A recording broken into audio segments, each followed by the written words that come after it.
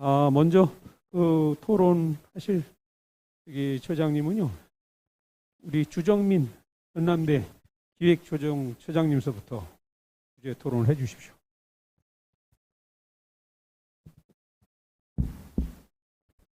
예, 반갑습니다. 전남대 기획조정처장을 맡고 있는 주정민입니다. 오늘 노동성 이사장님 말씀 너무 잘 들었습니다.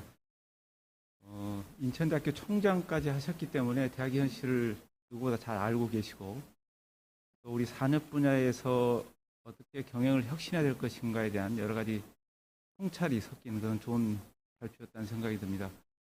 우리 대학들이 좀 참고할 만한 사례가 너무 많았다는 생각이 좀 들고요.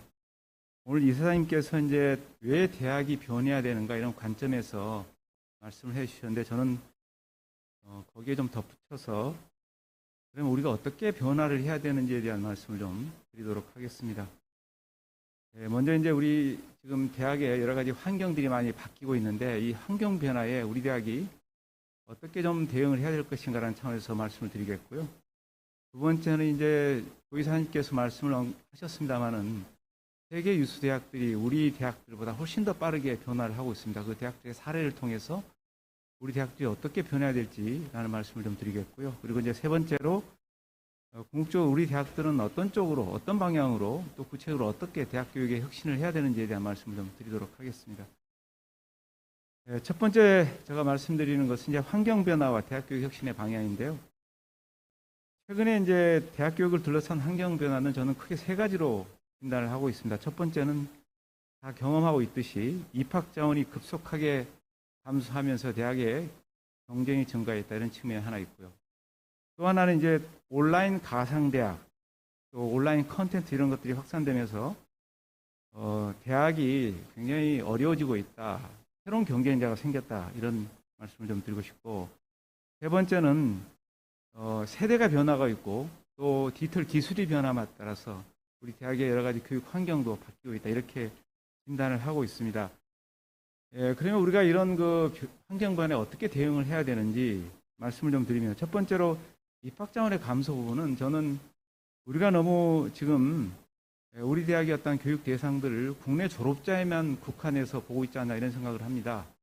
이제 국내에 고교 졸업자만 대상을 하고 우리가 대학 교육을 계획을 하고 있는데, 저는 이제 중장기적으로 일반인을 대상으로 한 교육으로 전환이 필요하다, 이런 생각을 합니다. 특히 이제 AI 시대에 우리가 직업을 한 7번 정도 바꿔야 된다고 그럽니다. 그러면은 그만큼 우리가 7번 정도 새로운 지식을 습득을 해야만 생존할 수 있다는 얘기인데, 그렇게 된다면 결국 우리 사회가 평생교육 체제로 전환이 되기 때문에 우리 대학의 어떤 수요자를 갖다가 고교 졸업자로 국한하지 말고 전 국민을 대상으로 확대해야 된다. 거기에 따른 교육 체계도 바뀌어야 된다, 이런 생각을 하게 되고요. 또 한편으로는 우리 대학이 지금 외국인 유학생을 많이 받고 있습니다만은 선진국 그 대학들에 비하면 아직도 여전히 부족한 것이 현실입니다. 그래서 저는 우리가 너무 단일 민족으로서 우리 국내 학생들, 한국 국적의 학생들에게만 집중을 하고 있는데, 이것도 좀 대상을 바꿔서 우리 아시아 쪽에 특히 고교 졸업자들 대상으로 해서 적극적으로 유학생을 유치하는 전략도 함께 해야 된다. 그래야만 입학 자원의 감소 부분을 저는 극복할 수 있다, 이렇게 생각됩니다. 그러지 않고서는 모든 대학이 벚꽃지는 순서대로 문을 닫을 수밖에 없는 구조가 되지 않을까, 이런 생각을 합니다. 그리고 두 번째는 이제 온라인 가상대학, 온라인 컨텐츠들이 유통되고 확산되고 있습니다. 여기에 우리가 어떻게 대응을 할 것인가라는 차원에서 말씀을 좀 드리면, 기존의 오프라인 대학들이 여러 가지 교육 컨텐츠와 강의 경험들을 충분히 지금 갖고 있습니다. 그래서 이것들을 우리가 잘 활용할 필요성이 있다는 생각이 듭니다. 그래서 실제로 우리가 기존에 했던 그 강의들을 좀 더 온라인화하고 또 가상대학화해서 적극적으로 좀 대응을 해야 되지 않나, 이런 생각이 듭니다. 코로나19가 끝나면 아마 각 대학들은 이미 이제 넘을 수 없는 강을 넘었기 때문에 사실은 다시 돌아갈 수 없는 그런 강의 형태가 진행될 거라고 생각이 됩니다. 그래서 아마 오프라인 100% 강의는 거의 없을 거고요. 거의 대부분이 오프라인, 온라인 블렌디드 러닝 형태로 진행하거나 온라인 형태의 교육이 진행될 겁니다. 그렇게 된다면 결국 우리의 경쟁자는 지금의 온라인 대학들, 가상 대학들, 그리고 유튜브 등에 널려 있는 여러 가지 컨텐츠들이 될 것입니다. 그러면 현재 고등학교들이 학원에 혹은 온라인에 결국 경쟁력이 여기에서 떨어지는 것처럼 대학 교육도 그렇게 될 가능성이 크기 때문에 그런 부분에 대해서 정말 우리가 적극적으로 좀 대응을 해야 되는데 그것은 대학 간의 강의도 공유하고 또 공유 대학을 통해서 서로의 경험과 노하우도 함께 나누는 그런 노력을 해서 극복을 해야 된다 이런 생각을 합니다. 그리고 이제 세 번째 변화인 디지털 기술 발전과 세대 변화에 대해서는 우리의 교육 방법이 정말 바뀌어야 된다는 생각을 합니다. 교육 방법이 좀 더 유연해져야 되고요. 그리고 수요자 중심으로 다양한 교육 방법을 바꿔야 된다고 생각합니다. 그래서 온라인과 오프라인을 통합하는 교육, 그리고 이론과 토론이 통합되는 교육, 그리고 현장과 연계한 실무와 이론의 통합 교육 이런 것들을 적극적으로 시도를 해야 된다고 생각합니다. 그렇지만 아쉽게도 우리 대학들은 현재 예전에 어떤 교육 방식에 머물고 있지 않나 이런 아쉬움이 있습니다. 그리고 이제 제가 두 번째로 좀 말씀드리고 싶은 게 앞서 이제 조동성 이사님께서 말씀하셨습니다. 그래서 세계 주요 대학들이 어떻게 변하고 있는지에 대해서 잠깐 언급을 했는데 조금 더 구체적으로 말씀드리면 얼마 전에 오늘 그 사회를 보고 계시는 한국 대학신문 쪽에서도 기사가 나왔습니다만은 대표적인 대학들 3개 정도만 말씀을 드리면 우리가 이제 이 하버드 등이 소속해 있는 아이비리그 대학들보다 더 인기 있는 미네르바 대학. 미네르바 대학은 캠퍼스가 없습니다. 아시다시피 7개 대학을 돌아다니면서 글로벌 기업에서 인턴십을 하고 거기서 이론과 실습을 공부합니다. 거기서 끝입니다. 그런 획기적인 대학들. 그리고 두 번째로 대표적으로 우리가 좀 벤치마킹 해야 될 대학이 앞서 조동성 이사님께서 말씀하셨고 지금 우리 대학이 소속해 있는 광주광역시에서 벤치마킹하고 있는 사례인데 프랑스 에콜 40입니다. 여기는 강사도 교과서도 학비도 없습니다. 그리고 하루 14시간씩 코딩 교육을 하고 동료들과 협업해서 문제를 해결하는 것으로 공부가 끝납니다.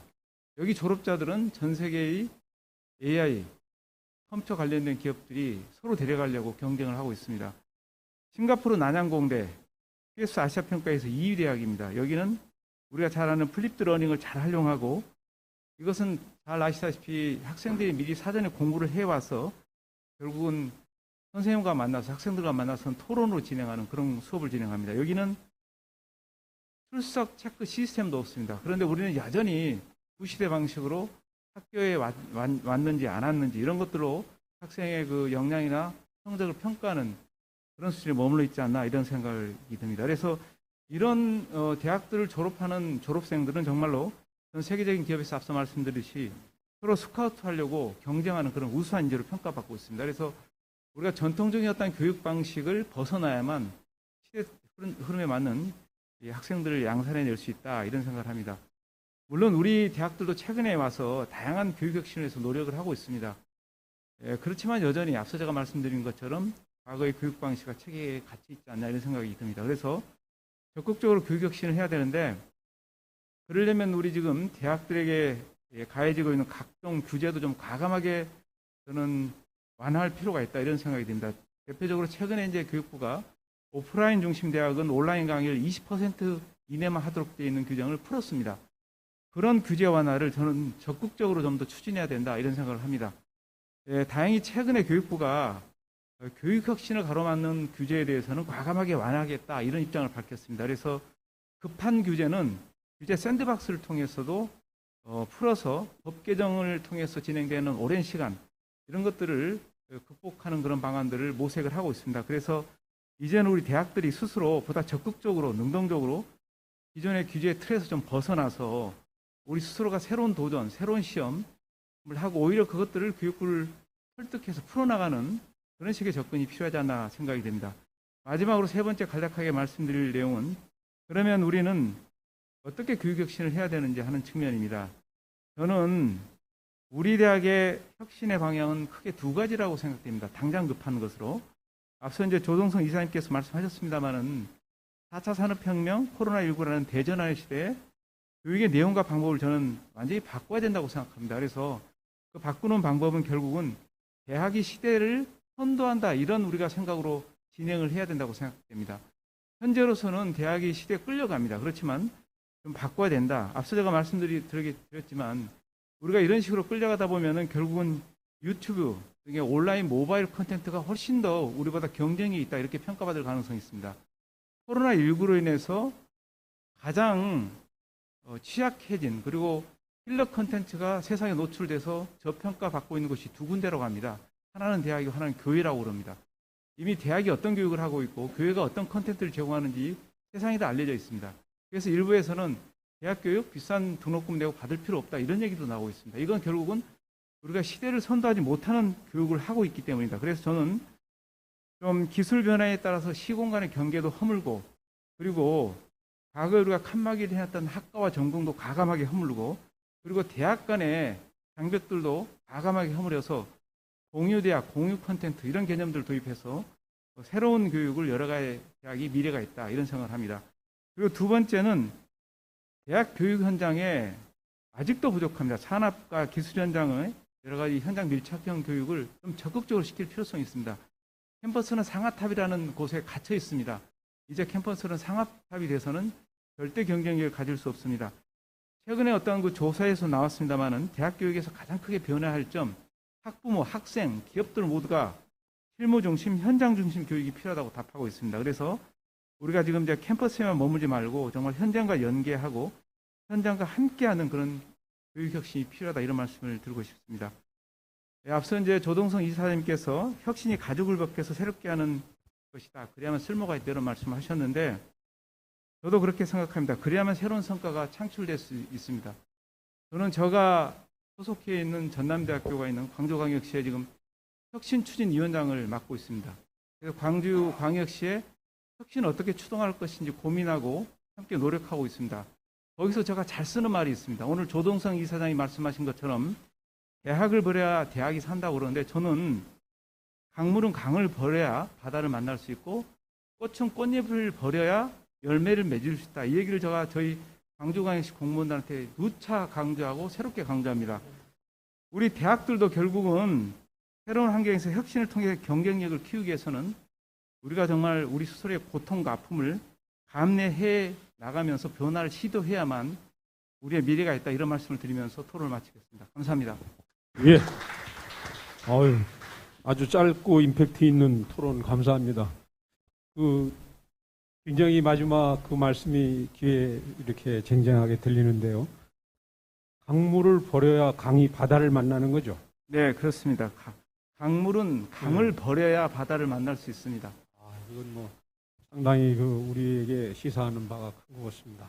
예, 그 다음 우리 최성범 강릉 원주대 기획집행처장. 네네. 예, 말씀해 주십시오. 네, 뉴노멀 시대를 맞이해서 그 대학 교육 혁신의 어떤 그런 방향성을 제시하는 우리 조동성 산업정책연구원 이사장님께 진심으로 감사의 말씀을 드립니다. 사실 저도 그 여러 가지 그 내용에 대해서도 공감하는 부분이 굉장히 많이 있습니다. 특히나 그 이사장님께서 그 제안하신 네오 부티크 대학이라고 하는 그 자체에 대해서 좀 한 가지 좀 질문을 좀 드릴까 이렇게 생각이 듭니다. 그 네오 부티크라고 하는 것 자체와 그 어떤 뭐 산업의 어떤 그런 변화라든가 이런 측면에서는 그 네오 부티크 대학이 굉장히 이제 많은 대학을 위협하는 것은 사실입니다.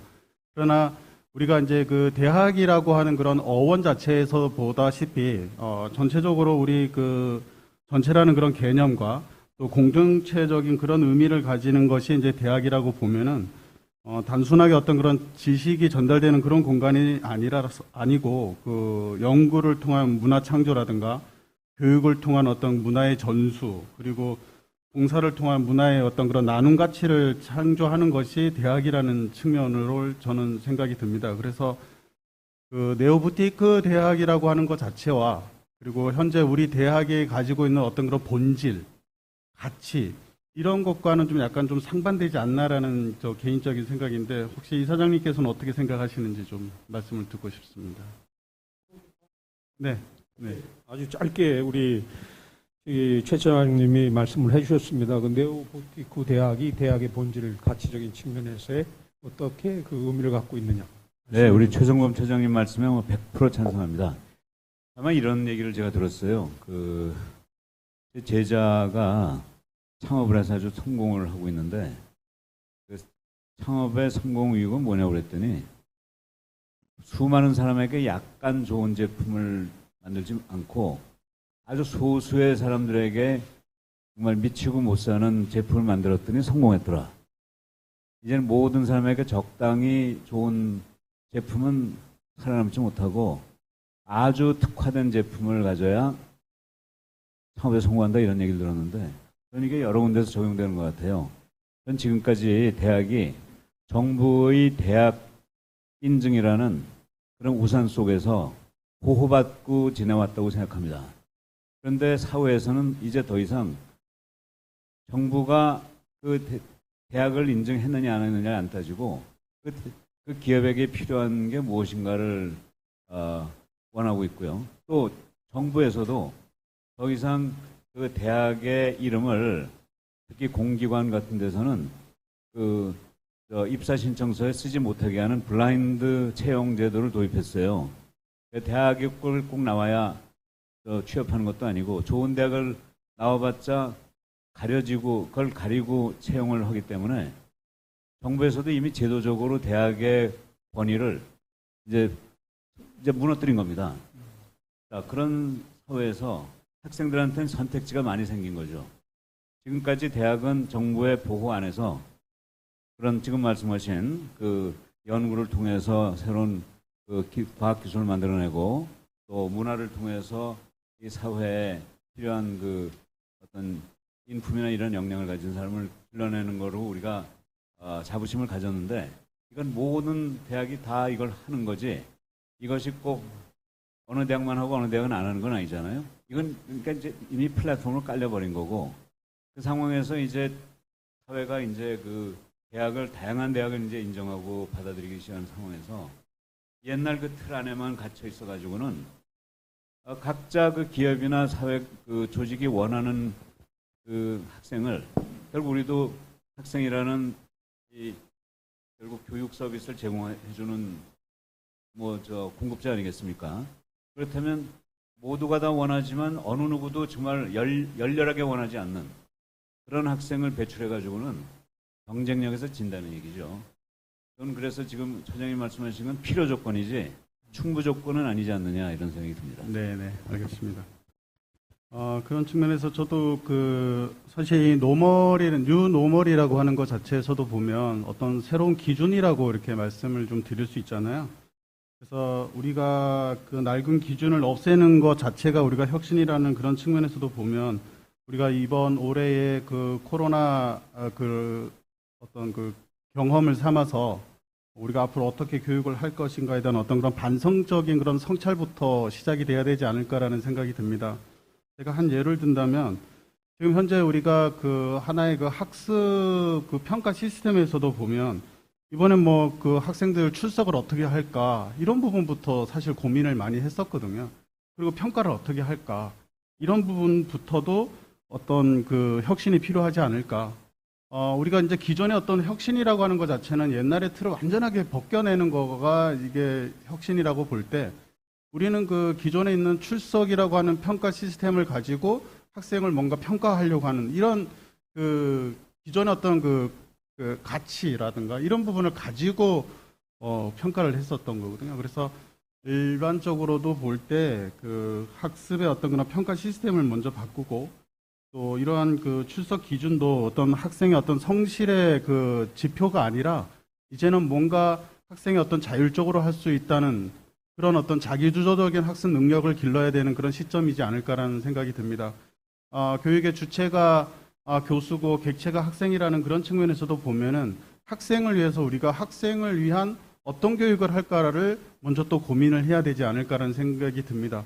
먼저 어떤 교육 운영의 어떤 시스템도 바꿔야 되지만 학생 스스로가 이 시대에 나타나는 여러 가지 상황을 어떻게 받아들이느냐가 사실은 더 중요한 거거든요. 다시 말해서 아무리 혁신을 하려고 하더라도 이것을 받아들이는 입장에서 어떤 학생들의 생각이 어떤 것인지 이런 부분도 우리가 이제 고민을 해야 되고 그러한 정책적인 아젠다를 제시를 해야 된다라고 봅니다. 네, 이상입니다. 예, 감사합니다. 지금까지 우리 조동성 총장님께서 그 네 가지 카테고리를 통해 이렇게 정해 주시고 코비드19가 대학만은 아니다. 또 다른 그 역전에 아주 굉장히 중요한 그 계기가 될 것이다 하는 그런 말씀이 있으셨고요. 쭉 이어서 어떤 인재가 필요하고 그것을 위해서 대학이 어떻게 변화해야 할 것인가에 대해서도 인천대학에서의 혁신 경험을 토대로 아주 귀한 말씀을 해주셨습니다.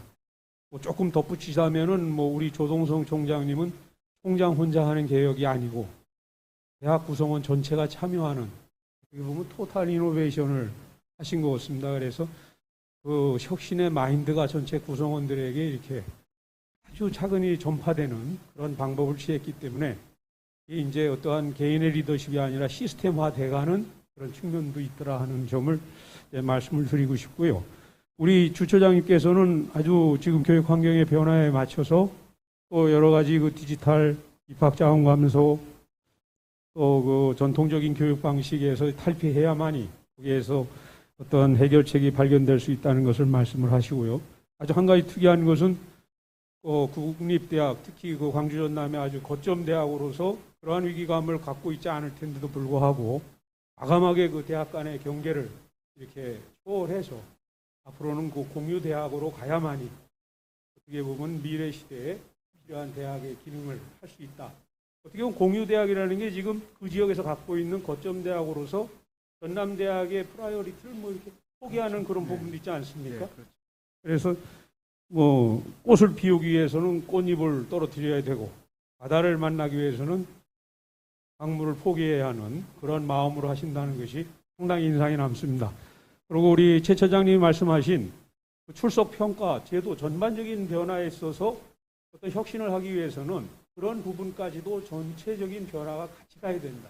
네. 저는 가끔가다 혁신지원 사업을 보면은요, 우리가 평가지표라는 게 있고 성과지표가 있고 우리가 매달리는 게 있지 않습니까? 그래서 꼭 준수해야 하는 부분. 네. 이런 것들이 오히려 대학의 혁신을 가로막고 있지 않느냐. 네, 그렇습니다. 그래서 어떻게 보면 혁신사업 총괄협의회에서 이러한 자리가 마련이 됐을 때 충분히 그 교육정책 당국에게 이러한 부분들을 어필할 수 있고 현장의 고충 내지는 이제 시대가 변했기 때문에 환경이 얼마든지 전체적으로 평가의 패러다임도 바꿔야 된다는 것을 네. 이런 자리를 통해서 좀 강력하게 주장을 해주시면 저희도 이제 오늘 이 부분을 기자들이 와가지고 전체적으로 또 신문 지면에 그것을 싣고 여론화를 할 생각입니다. 오늘 굉장히 중요한 부분을 말씀을 좀 해주셨다 하는 생각이 듭니다. 지금 이제 딱 20분까지 하려고 그랬는데 지금 17분인데요. 뭐 총장님 더 수고하시고 됐습니까? 네. 됐습니까? 그러면은 일부 세션은 우리 조동성 총장님께서 대학 혁신의 아주 중요한 방향을 우리에게 제시를 해주셨고요. 그리고 우리 주처장님과 최 처장님이 아니 이제 현장 대학에서 그러한 생각하는 그런 부분들을 아주 구체적으로 이렇게 말씀을 해주셨습니다. 이런 부분이 문제라고 하는 것을 인지하는 선상에서 우리들이 모두 공감을 하고요. 일부 세션을 1분 우리 조 총장님. 예, 우리 배용섭 옛날 교수님이시기 때문에 발행인이시지만 정말 너무 마무리 잘해 주시는데 끝내시기 전에 한마디만 말씀드리고 싶으면 아까 우리 주정민 처장님이 멋진 시를 읽어주셔서 아마 창조하신 것 같은데 시인이신 것 같습니다. 그런데 아까 또 무슨 말씀하셨냐면 이 기성세대를 도입하면 학생을 모집하면 아주 그 학교가 성장할 수 있다는 말씀하셨잖아요. 저는 정말 그 말씀에 찬성하면서 대학은 사양산업이 아니라 성장산업이다. 근데 어느 정도로 성장산업이냐? 반도체나 바이오보다도 더 큰 성장산업이다. 왜냐하면 지금 말씀하신 것처럼 기성세대 수는 계속 늘어나고 있잖아요. 그 다음에 수명은 점점 늘어나고 있고. 그러니까 이 시장은 훨씬 더 지금 20대 학생보다 40대, 50대, 60대, 70대 학생 수는 점점 늘어나는 지금 엄청난 시장입니다. 그래서 이걸 끌어들이는 것과 함께 또 우리가 조금 눈을 들어서 전 세계를 내다보면 한국 인구는 줄어들지만 전 세계 인구는 폭발하고 있습니다. 아시다시피 지금 1900년에 전 세계 인구가 17억이었어요. 지금 78억입니다. 앞으로 2035년 지나면 100억이 된다고 그래요. 근데 그 중에서 특히 동남아시아가 인구가 폭발이 아니라 정말 지금 엄청납니다. 네. 제가 알기로 인도네시아가 2억 조금 넘었는데 지금 2억 7천, 2억 8천까지 가고 있대요. 22세 이하가 60%랍니다. 저는 세계를 무대로 우리가 대학 교육을 제공한다면 저는 정말 폭발적인 성장이 일어날 수 있는 기맥힌 사업입니다. 우리가 반도체나 DNA를 한국에만 좁혀서 보면 이게 산업 자체가 되겠습니까? 세계 시장을 상대로 하니까 이렇게 큰 산업이 나오고 있는 것처럼 대학 교육이 세계 시장을 상대로 하게 되면 정말 더구나 요새 K-팝이나 이런 걸 통해서 전 세계 젊은이들이 다 한국을 선호하는데 정말 우리가 대학에 함께 있고 대학을 이끌어 나가고 대학 구성원이라는 게 정말 자랑스럽고 행운이다 하는 얘기를 할 수 있을 거로 저는 믿습니다. 예, 우리 조동성 총장님의 희망 어린 그런 말씀으로 오늘 그 일부 순서를 모두 마치도록 하겠습니다. 여러분 경청하시라고 수고하셨습니다. 감사합니다. 예.